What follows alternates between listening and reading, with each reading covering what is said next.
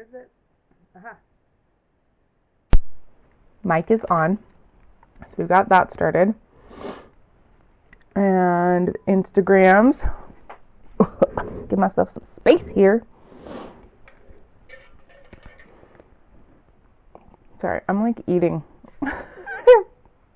Food stuck in my teeth. It's a good thing to do right before you jump on the internet. Okay, welcome.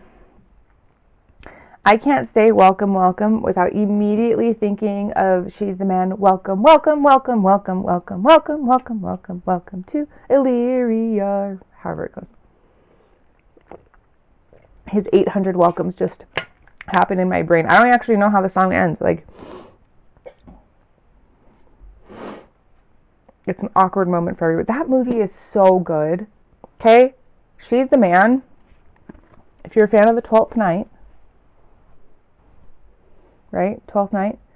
I miss the days when they used to use Shakespeare as the influence for movies. I mean, come on. How to Lose a Guy in 10 Days. She's the Man. The Lion King. Alas, all good things come to an end, I guess. All right, so we are here. We are talking about A Change of Tide. We are talking about chapters 19 through 24 today. I just whacked my mic. I'm sorry, YouTube, Instagram. It did not affect you at all. And if you have, this is your first time tuning in, if it's the first video you're watching, on YouTube specifically, there is a whole playlist that has, that has all of the videos. It has all from chapter 1 all the way through. So if you want to not have spoilers and you've not read the book, tune out, come back, please come back. It is available on Amazon. Hopefully, let's check real fast, because I just went through all the process stuff and got it all squared away. I hope for Barnes & Noble for the new cover on Barnes & Noble. So let's look up real quick. Barnes & Noble. So I have a work phone, which is what I'm on Instagram, and then I have my actual life phone that like people call me on and stuff. And so my work phone has like Instagram and YouTube and all the apps on it. And because someone has no self-control and will get sucked into the scroll and do literally nothing all day long. So I have a work phone that has the stuff that I need on it there. I'm curious to see if my new cover is updated on Barnes & Noble. Let's see here. Come on. It's updated. Okay. Officially, if you order from Barnes & Noble now, you can't see it. You can sort of see it. It is officially the new. So, that's good news. That is good news. I wasn't sure how long that was going to take because it's all through Ingram Spark, and that was the upload process for that was not my favorite thing. I don't know that I will ever work with Ingram Spark ever again. Like, ever. In the wise words of Taylor Swift, we are never, ever, ever getting back together. Anyway, let's talk about A Change of Tide. We're in chapter 18. I lied. We finished chapter 18. We're in chapter 19. So chapter 19, Christmas Eve. We did the bonfire last week. There's still some repercussions going on from that. Nikki finally told Cam, her little brother, that she's a witch. She's magic. So we've got some more fun stuff happening here. So in chapter 19, we have some chat about Christmas Eve traditions, which is really fun. Nikki ends up going over to Madame Ortega's house because Emma is having these really wild visions. She's just getting hammered with them. Kind of the opposite of the problem she had earlier. So earlier she had a problem where she just was not having any. She was feeling blocked. Like she was just supposed to be seeing things, but she wasn't seeing anything. And so she and Nikki meditated together and kind of unlocked her visions again. Like, they kind of unblocked it. Their magic was able to supersede whatever was going on. And so now she's kind of having the opposite problem where, like, the faucet's been turned on too high and she's just kind of drowning. So kind of the plan is there's going to be some meditating. They're going to kind of, Nikki has a bunch of Christmas presents she has to wrap. And so she's told her mom, under the guise of, I'm going to go wrap Christmas presents at my friend's house, that she's going to be gone, basically, for a little bit. So they're over there, they're chatting, and Nikki is asked by Ethel, Madame Ortega, Emma's grandma, right, what her Christmas traditions are. And she says, well, it boils down to two things. Mom always reads the Bible on Christmas Eve, and we get to pick one present to open. On actual Christmas, there aren't traditions so much as rules. Stockings are fair game, but you're not allowed to open presents until Mom and Dad are up. Oh, and Mom doesn't make breakfast. If we're hungry, we can eat whatever's in our stocking. Why am I bringing in this up? Fun fact, those are my childhood traditions. That was my parents' like rule growing up, was you're allowed to get into your stockings first thing you wake up. You have to wait for Mom and Dad to be awake in order to start opening presents. And if you're hungry, eat what's in your stocking, because no one's cooking nothing. Anyway, Emma's traditions are what I wish we could do. I feel like it'd be really cool. I mean, I don't actually want to do it, but like hypothetically in a magical world where this type of thing existed, it'd be really cool. They will have a seance and bring up their favorite dead author to read or tell that author's most famous Christmas story, or their most favorite Christmas story. They had Charles Dickens, come last year, and she says it's the third or fourth time I've heard a Christmas carol from Charles Dickens. Nikki is a big, big reader, so like this like blows her mind. And I just think that'd be really fun. I feel like Charles Dickens would be a fun guy to hang out with for Christmas. So they have another vision. They meditate, they have this vision, and it knocks them both on their butts. They see the tidal wave, right? This is the first inkling we get that the tidal wave actually might be something that we need to be worried about.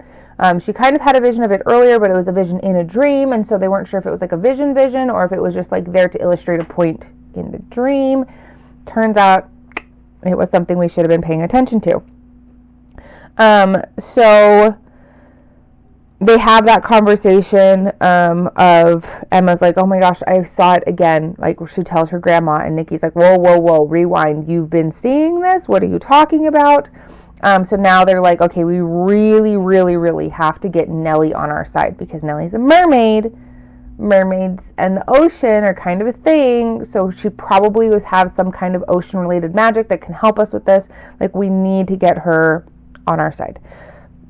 So, chapter 20, it's Christmas Day. We have some fun Christmassy things happening. We have some fun, people are getting to open Christmas presents and that sort of thing. A lot of that is done kind of off screen, right? Like, there's a lot of like, oh yeah, we opened presents this morning. This is what Joe got Dad. I got Dad this. Joe got me this. I got Joe that, right? Like, for Christmas stuff, right? But Nellie makes the decision. She's going to tell Dad, Tom, right, about being a mermaid. She's going to come clean and tell him not only that she's not surfing, he already knows that, but she's going to tell him why she's not surfing. So she's going to come clean. Joe heads over to her friend's house to go do Christmas stuff with her. And Nellie's like, perfect, I'll talk to Dad right now. And so she goes and she tells him. And I love this part. Nellie is very much a rip off the Band-Aid kind of girl. She's like, Dad,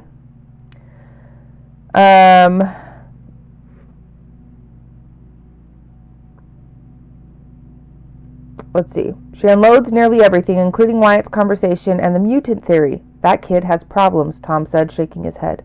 Finally, she finished with, and the present from Mom. And the present from Mom? Nellie had been saving Melinda for last. It's a journal. A mermaid journal. She swallowed, knowing it was best to just rip the Band-Aid off. Mom was one, too. Tom stared at Nellie, but kind of beyond her, as though combing through years of memories of his beloved late wife, searching for evidence to prove or disprove what their eldest daughter was telling him. Nellie recognized this look. She called it his thinking face. The last time she had seen it, she had proposed taking a year off after high school and surfing around the world. Tom had eventually agreed under the condition she apply for university anyway and defer. I should be surprised, Tom finally said, but it actually makes a lot of sense. Nellie stood, mouth agape and eyes wide. A lot of sense? Are you crazy? She paced around the dining room. I tell you, Mom and I turn into fish, and your response is, that makes sense? I just love it, because her dad is so chill, and he's like, well, yeah, actually, now that I think about it, that is the most logical explanation. And of course his daughter's like, what? What do you mean that's logical? I just love it. Anyway, so she tells Dad, and she tells, and then this is the first inkling we get of Uncle Henry. She's like, Dad, I need somebody to help me I need somebody to guide me through this. I don't know what I'm doing. I need help. And he's like, well, there's your mom's brother, your Uncle Henry. And she's like, the dude only sends me an annual happy birthday / Merry Christmas / Happy Easter plus whatever the other holiday the man has invented recently card, right? Like, he sends me one card a year and that's it. And he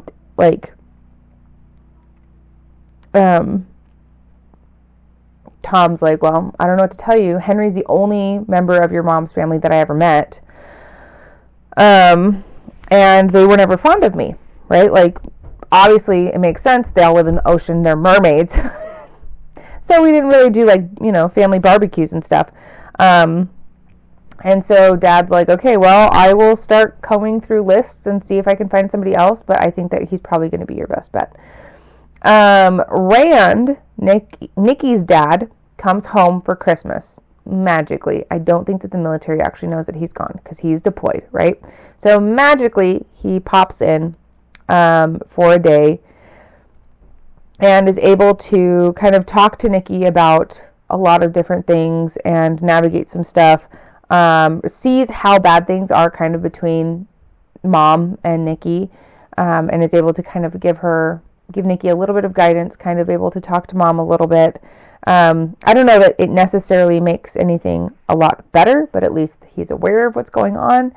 And Emma has a very strange vision. She has a weird vision where she just pictures, or she doesn't picture, she sees, she feels warm, but she sees this thing that is bad. Typically for Emma's visions, and she kind of talks about this, is if she feels a little bit warm before a vision, it usually means whatever's going to happen is like a positive thing. If she feels a little bit of cold before a vision, it usually means it's going to be a negative thing. So she feels warm, but then has this like seemingly negative vision, and so she's kind of confused by what's going on, right? One of the things I really wanted to do, and I think I might have mentioned this last week, is when I was writing, I wanted to make sure, so first of all, I love that we do the handwriting, okay? I've mentioned this before, and I will say it every single time. I love anytime we get a different font. It makes my heart happy, okay? Anytime we have the italicized font, I wanted it visually to immediately say, oh, we're having a vision. And so that's why I try to be really selective with any other, I don't do noises, as like technically it's up to the author, but like if something goes bonk, right, you can italicize that to illustrate that it's onomatopoeia. I don't, because I want the only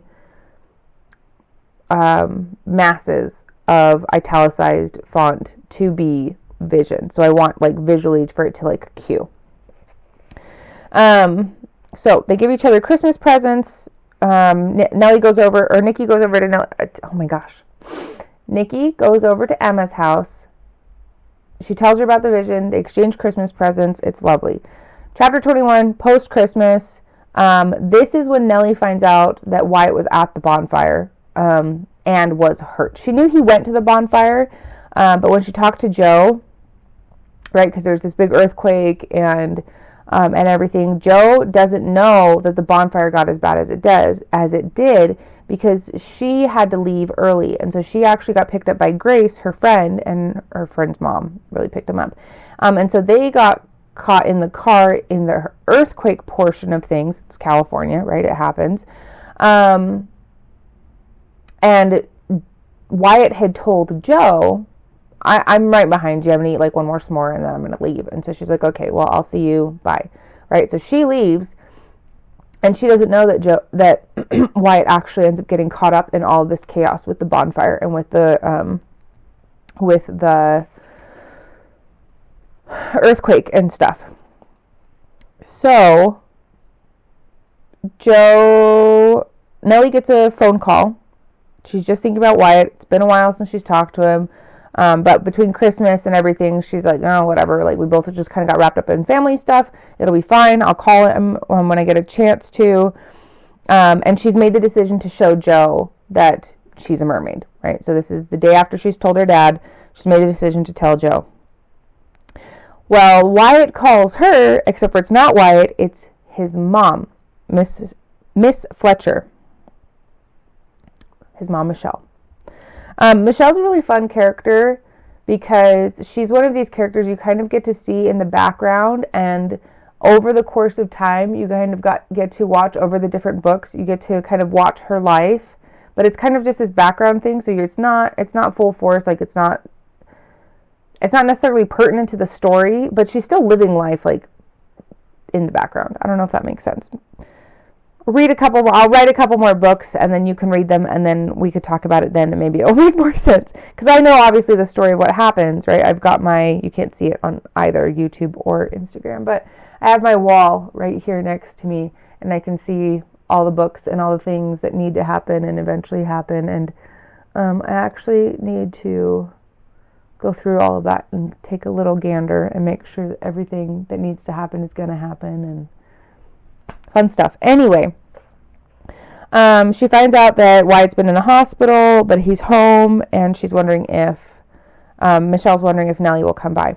And so Nellie goes stomping into Joe's room, like, why didn't you tell me Wyatt was at the hospital? And she's like, I didn't know, right? He's your friend, like, you keep track of him. So she drags her out of bed, takes her over to the ocean, goes down to the little cove, and of course Joe's super mad because it's California in December. The water is freezing, and Nellie's like, well, suck it up, I have something to show you. She turns into a mermaid and she shows her.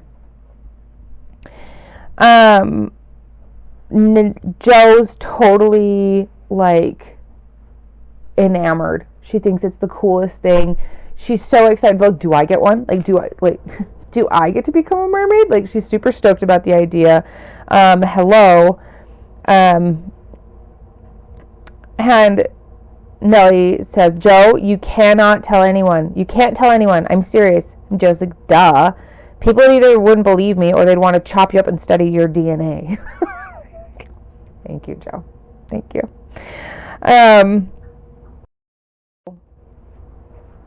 We have this sweet moment between the two of them. And then we have, I think,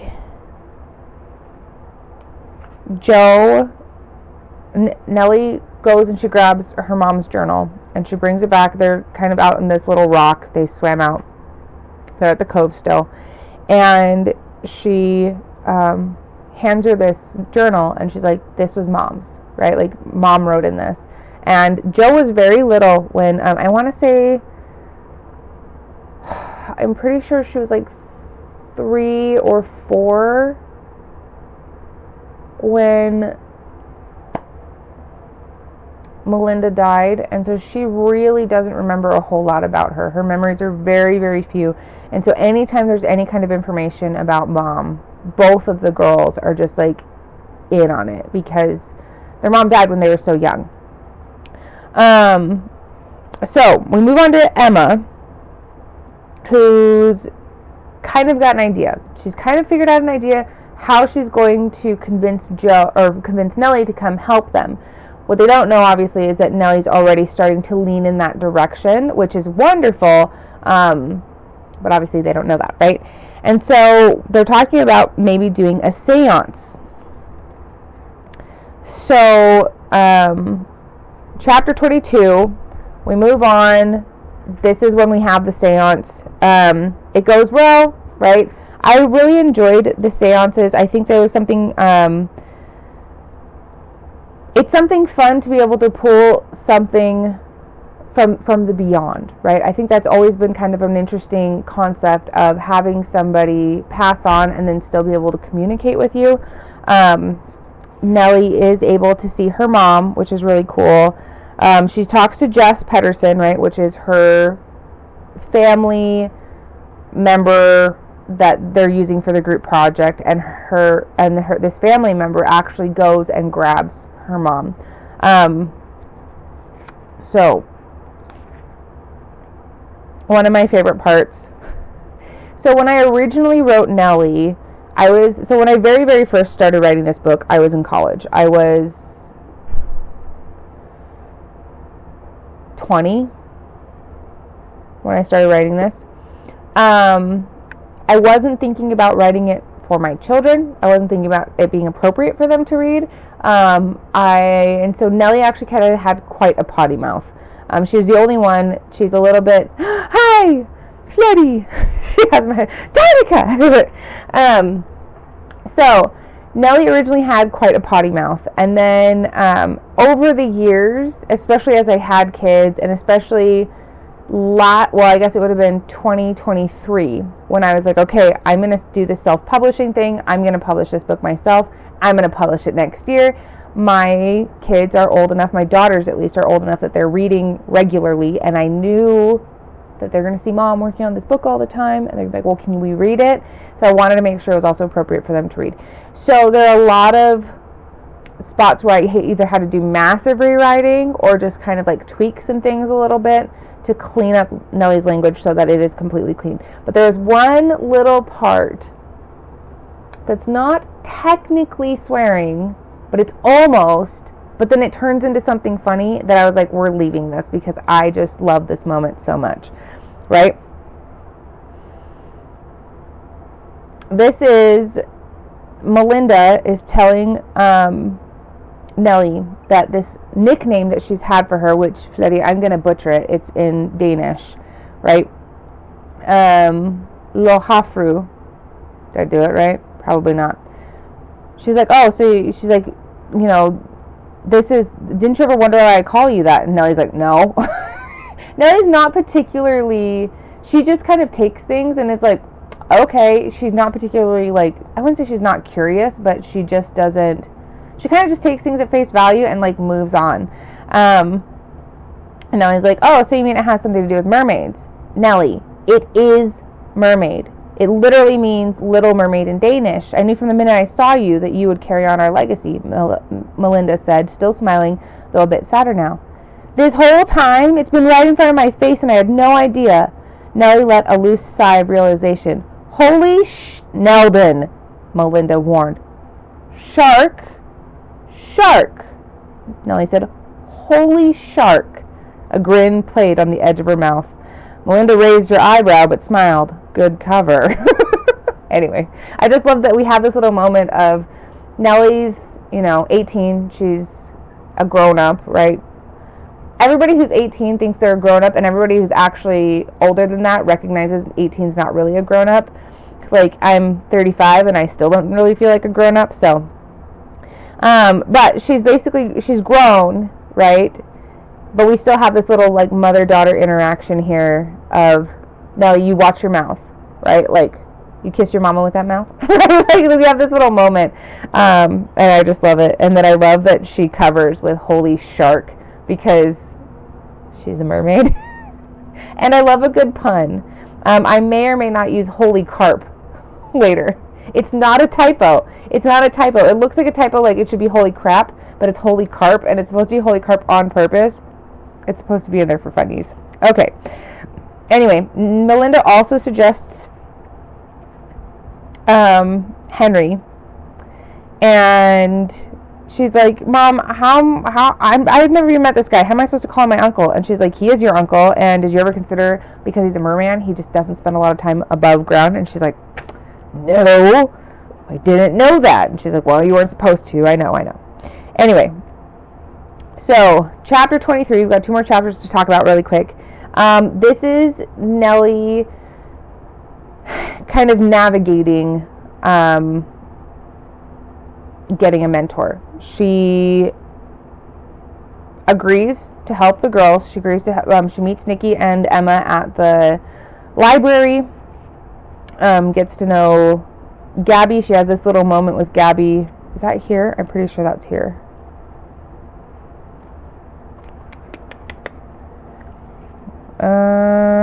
Maybe not.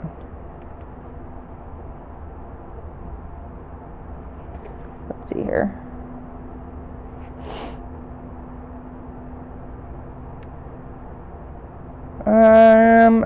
I'm trying to remember if this is a moment that does exist here or used to exist here. Maybe it exists later. There's a moment with Gabby, but it's not here yet. Anyway, so they've navigating, trying to figure out how to get a mentor. Ethel's trying to like delicately guide Nellie, but she also, there's a rule, right? This is like one of the few rules that we see in the mermaid, in the magical world. It is, you have to decide for yourself. You have to choose. The law says each magical individual must seek and find their mentor of their own free will and choice. Others cannot interfere. And Emma and Rochelle actually have a conversation earlier in the book about why this is the way that it is. And essentially what it comes down to is if my kids are playing outside. And they're shoving a branch. There's a little window right there. I'm like, what is that? If a magical being is not fully ready to accept, so like Nellie, for example, in the very beginning, right? If Henry had just shown up and been like, hi, Nellie, I'm your long lost uncle. By the way, you're a mermaid. By the way, we have stuff we got to get going, so let's move it. It could have caused a lot of issues, right? In terms of her just pushing away from magic completely, which we almost had that happen, right? And there wasn't even an introduction of a mentor. But it also could trap her magic, where if she pushes away too much, that could cause problems, right? And anyway, and so this was one of those things that initially I knew was a rule. I just knew it was a rule. I didn't know why, though. And so that was something I kind of had to navigate and figure out. Why is it that they can't just be like, hey, this is what you should do. I'll be your mentor. I'll come teach you. Or, hey, you really should get a mentor, right? It's got to be something that is self-propelled. Part of it also comes from this understanding that when we seek for something ourselves, right, we're going to absorb it better, and we're going to navigate it a little bit better, and because we have, like, there's passion and there's drive there. Whereas if something's shoved onto you, like, think about the difference between like in school, right, a class that's an elective that you signed up for, that you said, I really want to do this class, I love this class, this sounds amazing, right, when you got excited to, I don't know, join band or whatever, right, versus, you know, like pre-algebra, which you had to do whether you wanted to or not, right. Some material is going to be absorbed better than other material. There's going to be some work there that you have more fun and actually more interest in pursuing and practicing and really, like, getting solid foundation on, versus stuff that you have to learn whether you like it or not, that you're just going to be like, well, I'll learn enough to pass the test, and then it's immediately getting dumped from my brain. So there's some of that as well. So they decide that they're going to go figure out this mentor thing.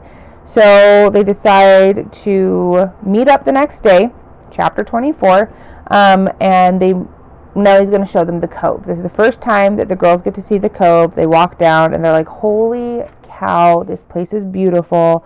We're never telling anybody about it because we want it to stay totally gorgeous. They get into the water. They see Nellie as a mermaid, and they're able to kind of see some of the differences. They have a little conversation about sirens. And Nellie's like, so you're calling me a killer mermaid? Thanks. Appreciate that. They go through, Nellie has this poem in her mom's book that talks about how to find a mermaid, how to call a mermaid. And the idea is that it's kind of in code, right? Because this could be used, I don't know what happened, but one of my kids is not happy about it. This could be used to set a trap, right? And so they wanted to make sure that whoever got this information was only somebody who was also a mermaid. And so the idea is that there's a story that kind of accompanies the poem so that you can understand how the poem works. Anyway, so Nellie finally remembers the story. They're able to call Henry and send out this message. And then we get to the end of chapter 24. Nikki spent all day with Nellie and Emma and throwing panfuls of water at Nellie, trying to get her, helping her practice as much as they can to learn how to control her powers. And Nikki cannot fall asleep. Despite being so exhausted, her body will just, her mind is still too awake. So she gets up, she grabs some ice cream, and grabs her copy of A Record of Prophecies Made by the High Priestess, the First Adelina Vates, and is sitting down taking notes, eating ice cream. She worked like this for several hours. By the light of the candle, Nikki didn't notice, as she turned from one page to the next, that there was a page in between missing, a page that had been torn out many years before. Dun dun dun! Right? So, when's that going to come up? I don't know. I do know. You don't know. But you will know if you read all the books. Anyway, so, change of tide. One of the things I'm thinking about, so I think next week will actually be our last week. We will do chapters 25 through 31. That will finish off, the book. That'll be done. It'll be finito. So, I hope you've had fun with this. An Obscured Glass, which is book 2, is currently available for pre-order on Barnes & Noble. Barnes & Noble now has book 1 with its new cover, so you could, if you wanted to, order both. I mean, look how pretty. Right? Okay. I want you to read them on YouTube so I can listen to them in the car while driving. That's actually my plan. That is actually my plan. So I don't know that I'll read all of them, but I am definitely this year, when we're done with this, so in May, so starting in May, so not May 3rd, because May 3rd's video on YouTube will be this last one, our last book chat, live book club chat book. Or May 2nd, I don't know. I'm looking at last year's calendar and trying to guess as best as I can. Whatever, May 3rd, I think, is the Saturday this year, so it'll be May 2nd. But, let me pull up my calendar here real quick. Yeah, so May 2nd will be, this will go on YouTube that day. April 30th, so next week, Wednesday, will be our last live book club chat. And then starting the 9th, every Friday, there will be a video on YouTube of me reading one chapter of A Change of Tide. Partially because, I don't know if you've ever read out loud, but it takes a lot out of you. Also, you guys, what moron said, you know what we should do in this book? We should put a lot of French in there. Whose idea was that? It was mine. Because I'm a masochist. So you can get to sit and listen to me butcher the French language for a little bit. It'll be fine, probably. It'll be fine. And then the chapters we'll be covering on the 23rd, will be chapters 25 through the rest of the book. That's it. That's the rest of the book. And then so starting on the 9th, every Friday on YouTube will be uploaded a video of me reading one chapter of A Change of Tide. Probably that first one I will read the prologue and chapter 1 because you kind of need both. Otherwise, you got to read prologues, okay? Read prologues. If an author goes through all the trouble, you don't always have to read a foreword, but you do need to read a prologue, okay? Anyway, so available on Barnes & Noble, available on Amazon, available for pre-order on Barnes & Noble. It will be available on Amazon next week on the 1st, on Thursday. So if you want to wait to order from Amazon, you can, because technically I actually make more money. It's not by a lot, but I make more money when you order the books off Amazon than I do off Barnes & Noble, just because the way that they do pricing for printing and all the things is a little bit different. But I will talk to you guys next week. I'm very excited about next week. And if you do decide to pre-order an obscured glass, make sure you fill out the Google form.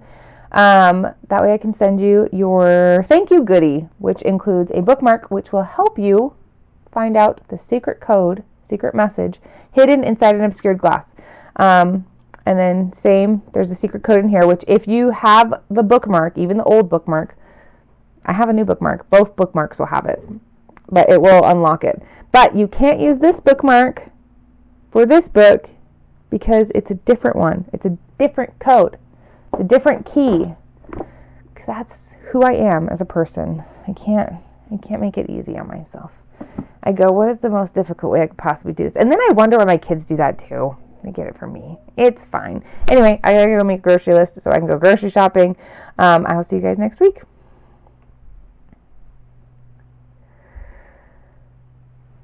All right. Thanks for being here. I appreciate it. Thanks for sticking around and watching over here, because, you know, it is what it is.